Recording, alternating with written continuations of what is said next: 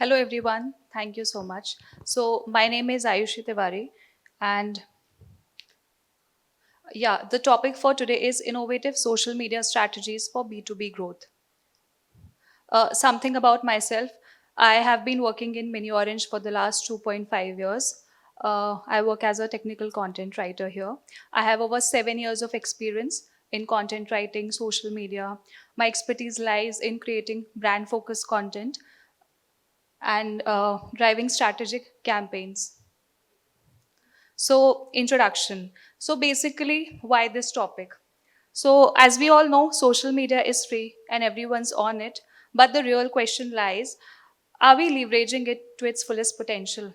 In a world with billions scrolls, likes, clicks, and share, are we just trying to blend in or are we standing out? So, basically, today we are here to talk about how social media can actually become a strategy that redefines how we connect, engage, and build relationships in this B2B world. So, B2B social media isn't just about chasing likes or vanity metrics, it's actually about sparking conversations, telling stories in a very humanized form, connecting with your audiences. So, here we'll uncover how to turn trends into tools and audiences into advocates. So, I have this very interesting statistics. This is by IDC, which is International Data Corporation. So, this was a study which was published by in Business Wire newspaper. So, it says 84% of C-suite level executives use social media to make purchasing decisions. So, basically, it said that while evaluating any if they have to purchase any goods and service or any product, they do visit a company's LinkedIn profile. They do visit what their network is about, what kind of people they are connected with. Basically, it helps them to make a decision during their final stages of purchase. It also states that 61% of purchasing decisions were actually driven by them in comparison to those users which or those companies which were not that voraciously active on social media. I have a very interesting quote by Mary Smith. She is a Facebook marketing expert. So she says content is the king, but engagement is the queen, and the lady rules the house. So, content, of course, as we say, is very important, but basically, it's engagement which actually holds the throne. And content might attract, but with the help of engagement, we create interactions. And as we all know, in the digital realm, interaction rules supreme. And basically, in this presentation, I'll keep it very short and to the point. I will be introducing four basic strategies which I feel are very important: omni-channel marketing, employee advocacy, content storytelling, and then micro influencers. Starting with omni-channel marketing. So what omni-channel marketing is about? Basically, omni-channel marketing is about, creating a very seamless user journey across all the touch points where your user interacts. It could be your social media, it could be your email, or even it could be your landing page of your website. So create when a user interacts with a very in a very easy to form and in a very engaging manner with all your across your platform, it influences them to make a purchase decision. It creates a very consistent brand image into their minds. So we will have a look at few of the elements of omni-channel marketing, or what are the benefits of it. So basically, better customer retention. When a user gets a very without a hitch, seamless experience across all their channels, the way they interact, it creates a very established brand value in the minds of the people, and hence it helps in gaining new customers, or even uh, existing customer also gets regained because of this. Then customer insights. Since a customer is visiting all the channels, so it helps us collect their data across all touch points, which will also help us to create differentiated marketing strategies for them. And sometimes we create one strategy, but with the help of these data on these different platforms that we have collected, it helps us to give a better shape to it or redefine our existing marketing strategy. Then third is improved customer journey. So if a customer is having a very seamless experience, they're not facing any kind of glitches, they're getting a very consistent information about what they're looking for in all the channels. So I think that helps a lot. Then an integrated approach. uh, when we are following all of these steps, so it helps to create a very established brand image into the minds of a viewer, and I think it influences them to make a purchase decision. And finally, return on investment. Yeah. So, key strategies, I would just like to touch upon what can be a key strategy or an example of omni-channel marketing. For example, a dynamic LinkedIn ad. So, you might have, to promote your service or business, you might have posted a LinkedIn ad. And then basically, you are asking viewers to sign up by downloading, giving them a downloadable resource such as ebook or white paper. After they have interacted with your content in the first step through dynamic LinkedIn ads, you can give them a short follow up video. So, this video can show up in their LinkedIn inboxes, or this video can also show up during the time that you've collected their email when they were signing up for your ebook. So, you can even share this email onto their mail also. You know, a very personalized note: Hi, thanks for downloading our resource, or thanks for visiting our page. Then third is interactive email content. So after this follow-up video, if the user has taken certain kind of action, the final step is, the users receiving a very interactive content onto the email. It could be a quiz, or it could be a very funny gif, and it could be anything. So this is the key strategy we can follow. Next, I would like to show you case study by Adobe. So Adobe was organizing a very big event, Adobe Summit, and they used the same strategy that I talked about. So what they did is they created a very dynamic, engaging LinkedIn ad. And here in this ad, their main purpose was to get a lot of registrations. And the basic, they highlighted their sessions that were going to be there in their event. So this was the LinkedIn ad by them. And then they were very, very consistently posting on Twitter. So they encourage a lot of real-time engagement with the viewers across the world. Even to those people who were not present, they were consistently posting about updates of their sessions or how the event is growing. So again, you can see how consistent the brand image is. This is the LinkedIn ad, and then this is their Twitter post. Following this, uh, this was their website, which is again giving a very consistent brand image, very consistent messaging. And this website served as a central hub. Here they kept posting updates about in detail what their sessions were. They also gave information.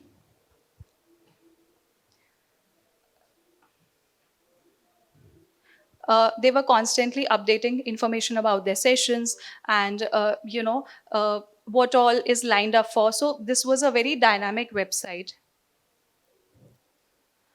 Employee advocacy taking over LinkedIn. I believe employees are any company's biggest assets, and I think any organization should always capitalize on them. Basically encourage employees to legit taking LinkedIn and creating a mind share for the organization. We'll see how that can be done.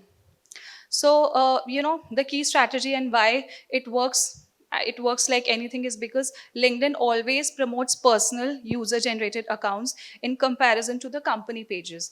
So, for example, we can, encourage employees to share a lot on LinkedIn. Say, if an employee has started working, there are always batches when they are recruited. So, urging them to, maybe take a week and share their insights and learnings, or how their experience was for 1 week in the company.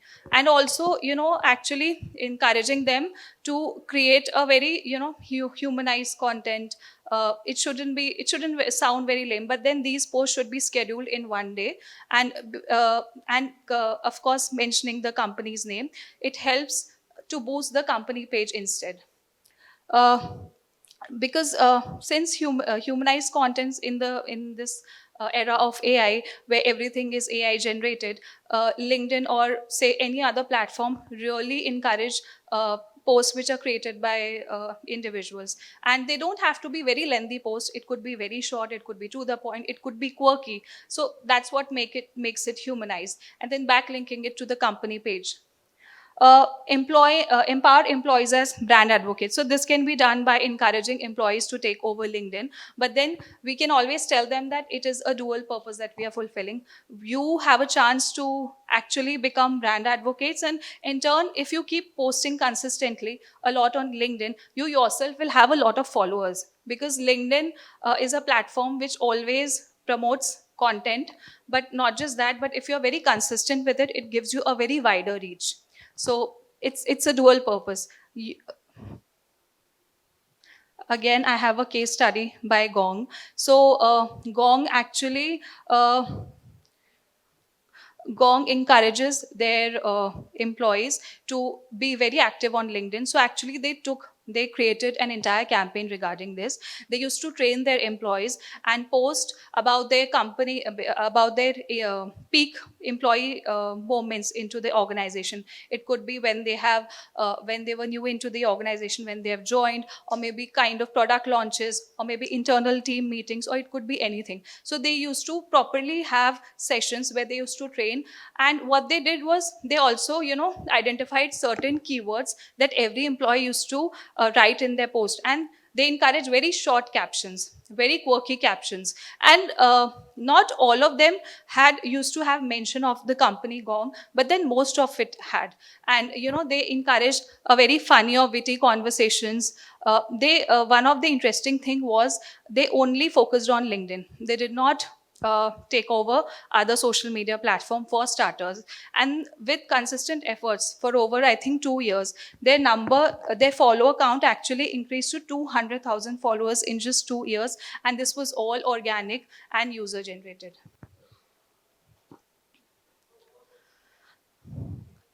Next, content marketing with a twist. Storytelling, that drives impact. So content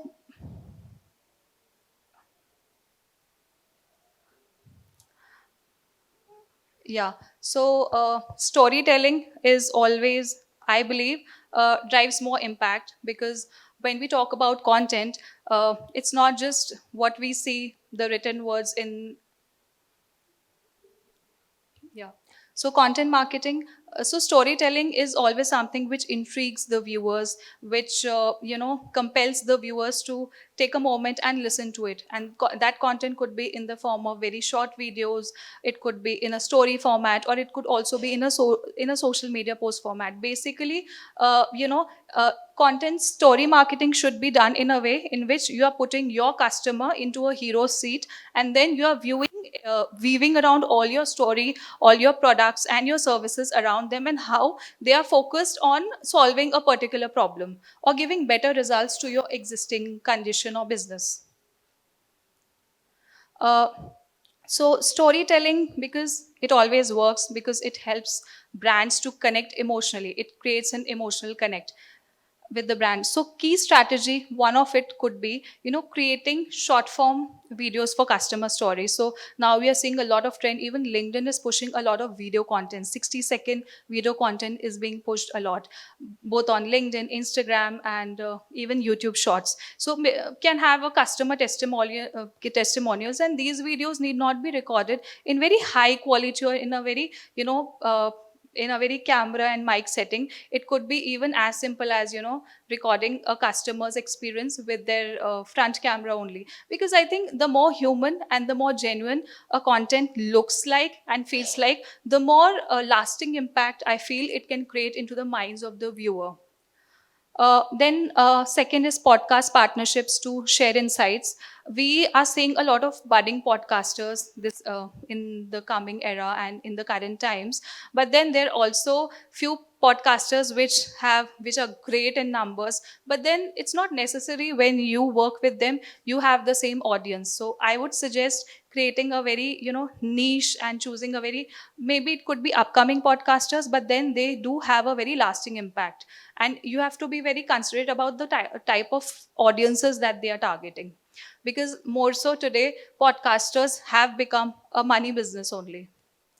Then third is infographics to convey complex ideas visually, because we don't like to read chunks of content, even if you're surfing anything online, trying to understand a technical concept or trying to understand or educate ourselves. So our preference is to, understand any concept in a very visually appealing manner, or we would prefer videos instead of reading. So infographics is a mix of visual and, written content, which is placed in a very visually appealing manner.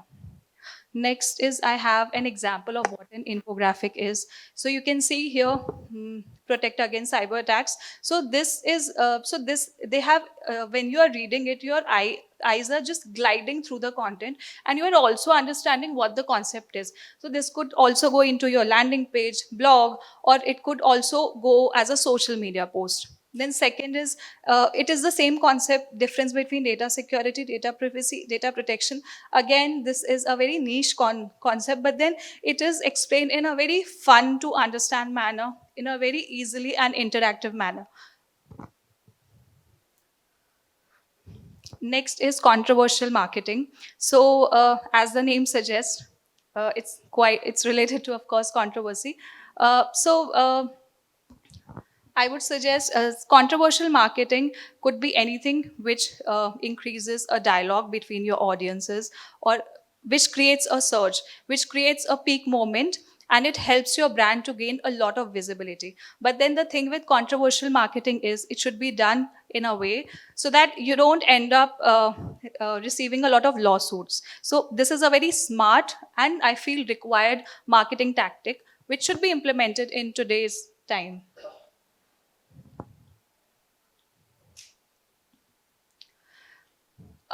As I said, controversial marketing can provoke emotions. It could also generate a lot of hate. While it can generate a lot of hate, it could also generate a lot of positive conversations. Again, this can happen if you have thought through it. And the next example which I'm given, I wouldn't say it is example of directly controversial marketing, but then it led to a lot of controversy. That's why I have included this in my PPT. So Nike's controversial marketing was they created a campaign, believe in something. So this campaign actually featured Colin Kaepernick. He's a former NFL quarterback. So back in 2018, he had. He was protesting against racial injustice and police brutality. So he had kneeled down during the national anthem, which actually led him to the exit from the NFLs. So Nike took him as his brand ambassador that time. So this create a lot of conversation, a lot of buzz, and a lot of people had also a lot of hashtag boycott Nike was trending a lot at that time. But then there was a very different group of people, the Gen Zs, which actually supported Nike and appreciated a lot for taking the stand. So this entire campaign was famous with this believe in something, even if it means sacrificing everything. uh, in turn, the sales surged by 31%, and which also generated 43 million in free media coverage. So I think this is a great number. This was all done organically, and of course it didn't even invite any lawsuits. So I really believe this was a very smart campaign, and it resonated with me a lot when I was doing my research. uh, Micro influencers building trust through authentic videos. So as I said, I think influencers are doing great in today's time, but I feel micro influencers have their own reach, have their own targeted segments, and their target audience is often someone who really trusts them, and that's why they are following them. Even you, it might be your own personal experience as well. Like if you're following any influencer, you were really intrigued by some of their maybe insights, or the way they explain things, or some of the tips and tricks given by them actually worked for you. So I think the big influencers in today's time, of course, like podcasters, are more focused on business and signing up deals with the big brands. So somehow they miss what they had started with. One of the key strategies for micro influencers could be, maybe creating LinkedIn live panels. So through LinkedIn live panels, you can invite two or three influencers, have a roundtable discussion with them, and asking them to post about this event on their respective social media handles.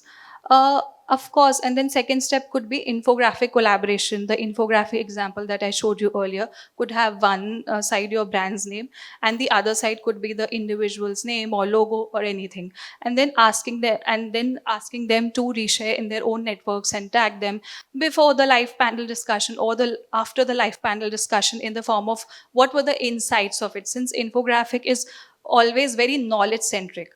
So this is something which can actually work. Short form influencer videos also. So then after your event or round panel discussion is done, so these influencers can take very short snippets of themselves and post it in their respective social media platform, tagging your organization, how was their experience, what was the discussion about, what was it that they really liked about the whole discussion. Next example that I have taken is, so we in Mini Orange actually did a little experiments, and we created few of videos regarding PAM, which is Privilege Access Management.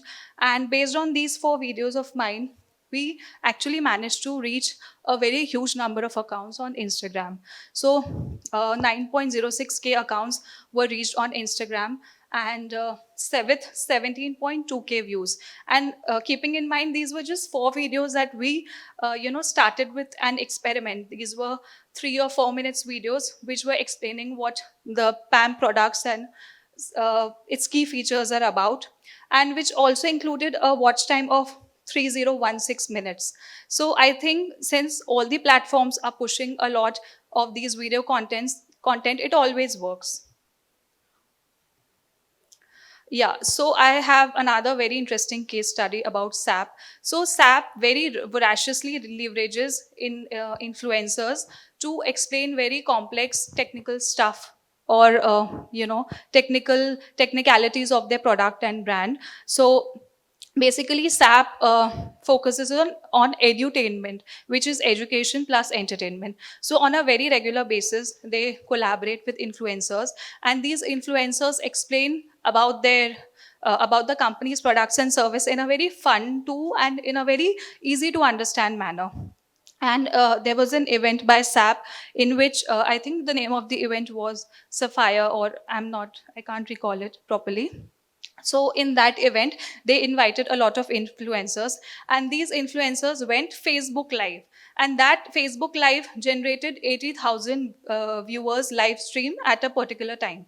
So they also do a lot of podcasts with these influencers, and they let these influencers explore and give in their creative inputs.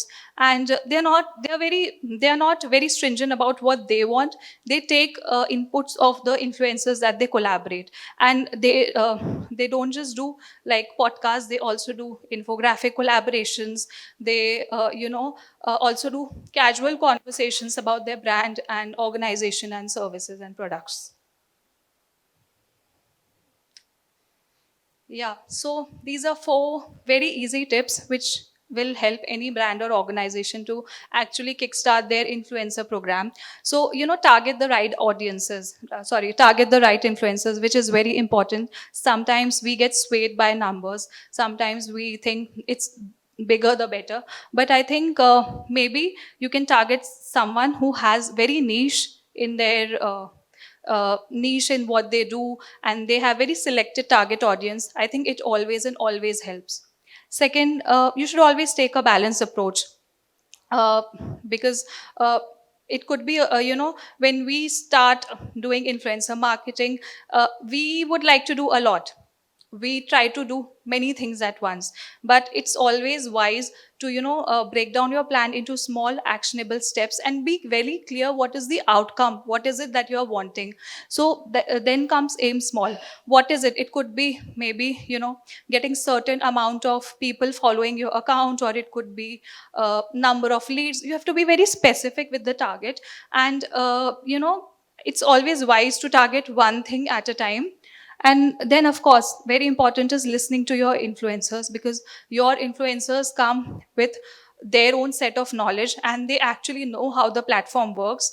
That's why they have reached at a certain level. We as brands become very stiff in what we want, sometimes forgetting what is it that there is something else that what is the value that they are bringing. So that is very important.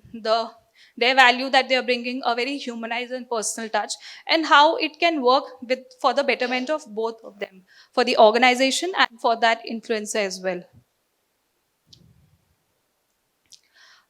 Now, conclusion and key takeaways. So, I think out of all the four strategies, which are all very easy to implement, you should choose your own strategy which you think might work best for your organization. It could be micro influencers, or it could be employee advocacy, it could be anything. Then you should always collaborate with your team. What are their inputs? What are their take? What they think is possible?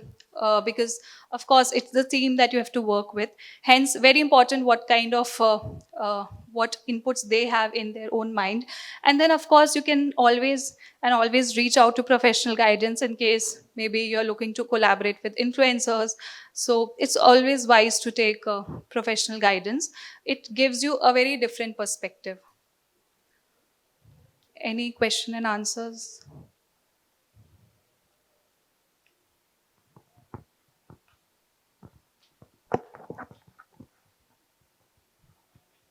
Thank you for the session. So mine is a very basic question. Could you suggest some good infographic websites where we can get access to them?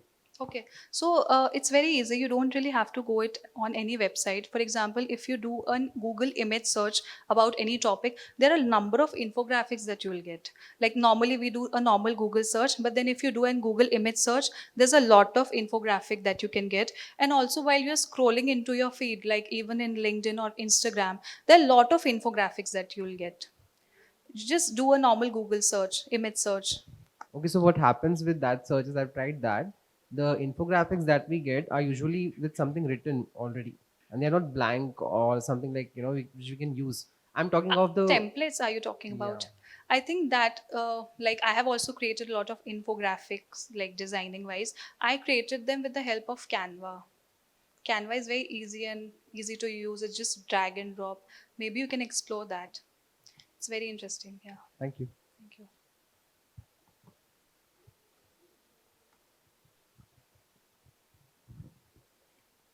Thank you for the session. I want to ask is like how can we find a niche? Should we go with interest based or what the trend is going?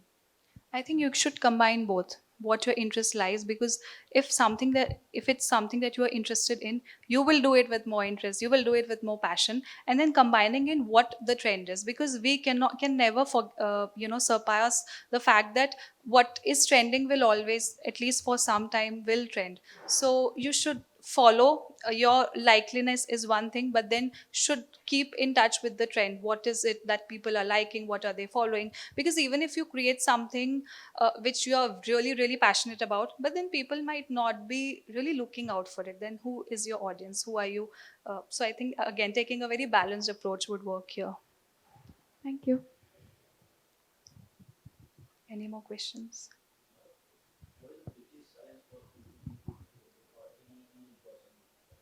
To start their career in B2B marketing. Because as we mentioned, to any product engagement or any kind of work that we are doing. Uh, so personally, I feel influencer marketing that's totally fine. But uh, what is the biggest challenge right now marketing is facing right now in this era for product marketing? Uh, Okay, so you're talking about marketing in general and in not general, social media. not social media. Kind of, I mean, social media is part of that marketing thing, Yes. but I would to ask related to B2B marketing related. Okay.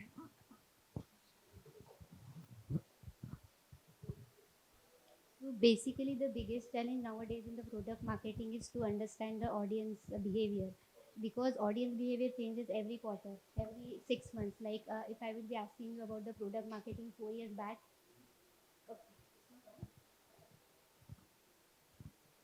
Close. Okay. So if we will be talking about the product marketing 4 years back, the people behavior was like, yeah, I want to see a demo of a product, I want to buy it, I need to look after the quote price, and I will make a purchase decision. It was the intent. Nowadays, users are being very smart. Nowadays, the customers are very smart. So the biggest challenge is to bring them. Firstly, to bring them. So to bringing them, there are like lot of strategies. There is a paid marketing, there is a SEO, organic one, social media. You can bring them, but to nurture them to specifically and getting them into the conversion is the biggest challenge nowadays. So nowadays, the stuff which is working is the downloadable resources. Like we can say, if I will be talking our product, so people don't schedule a demo or directly don't ask about the quotation part. They will ask for a downloadable resource. They will do the research first and then they will proceed further. So the conversion period has been long nowadays to build a trust, because there are n number of vendors for each product. So that's the biggest challenge nowadays. Nurturing the customers. Bringing is easy, but converting them is hard. Yeah, this is the biggest challenge. Yeah, yeah. So understanding their pain points, delivering them, keeping them in touch in every 6 months, 3 months. That's the pattern we should follow. Because gaining the customer and then getting it converted, and in the next year they will be getting into the churn part. They will. It's not a good deal. So there should be an equivalent focus on the re- gaining, nurturing, and then retaining. These are the three factors. Yeah, thank you. Any more questions? Hello, ma'am. Right now, thank you for the session. And right now, I'm pursuing my BTech and specialization in cybersecurity. So let's suppose this question will be in the point of a creator's point of view. So Okay. let's suppose I'm thinking to be a creator soon, and I've thought about my niche that is going to be cybersecurity. So what would be your advice for a newbie or a beginner Okay. point of view? So I think since you're starting, you shouldn't really be picking up a niche. It could be generic things about not cybersecurity, but technology. You can actually pick up the tech space and try creating different forms of content. Some could be about cybersecurity, or latest what is happening in tech space, and then you should see which kind of content is performing how. Then understanding the insights that you are getting from audience, then gradually you can pick up your niche. But if you're starting, it should be something which is very broad and relatable with a lot of people. Thank you, ma'am.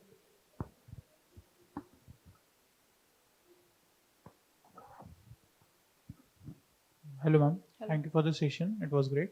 So I have a question for ma'am. That as you have said that the thing is very right now we are getting very difficulty in converging of marketing. So means as my family background is from real estate business. Okay. So how you are managing that thing if the customer is not getting that means you are not getting outcome from the customer. How you are managing all the things? So you mean the form of the conversion part? Yeah. So you mean you are getting the Means lead? how you are converging it means in a short form or how you are if they are not converting so how you are managing it means that So you mean you are getting the leads, but it's not being converted, right? converted, yeah. So for this, I would suggest you to set up a better targeted audience, right? So when you are if we go into a particular expo, there are n number of real estate vendors being sitting there and selling their flats like 1 BHK, 2 BHK, lavish apartments till 2.5 crore. Every person visits every booth, Yeah. or the lead submission is being done from any other platform. So that are not your relevant audience always. You need, when you are targeting, whether you are targeting in organic way or you are targeting in a paid way, you should be particular about the like your customer or the audience. Like if I would be targeting, suppose my project is for around 2 crores flat, I would not target people within 25 years of age, right? It should be like above 30 to 50, first thing. Second, their interest, there is a way of interest when you are running digitally, you can do that. In that way you can figure out the leads. Then the second option will be to have a lead scoring stuff with Yeah. you. You can't give equivalent focus to every customer. There's a lead scoring part in that. You can manually also define that, but there is a lead scoring part. You can't say that if we are getting 100 customers and we can convert every of them. So focusing on the right audience can help you a lot. This Thank you. three, yeah. Thank you. Yeah. Adding to that, I'm not sure if you've heard about the concept of creating buyer's persona. So buyer's persona always helps in, identifying what kind of, like as Krishna suggested, what is the age group that you're targeting, what kind of professionals are these? Are these working professionals or are these students? So it will help you, really segregate your audience and then maybe, of course, target them in a more efficient manner. Thank you. Yes. Thank you for the session. My specific question is regarding the business. So, as we do know, there are a lot of micro influencers coming in, and there are a lot of who are not doing very good work or not giving that kind of content, which is very very important. So, what are the major matrices to actually consider and actually pick the right micro influencer for my business? Okay, picking the right influencers. I think that could be a very personal choice. But then, if I'm looking for a solution, and I have watched videos of say 3 or 4 people, but then the maximum input and how easily were they able to convey me and convince me about a particular thing or subject, and how their tips or whatever they shared was really easy to understand. Yeah, the times. Yeah, was easy to understand and implement, how easy and seamless for me as a viewer their content was. So I think that is what my approach should be. You guys can scan it and give your feedback. It would be really valuable. And thanks a lot for attending this session. Thank you.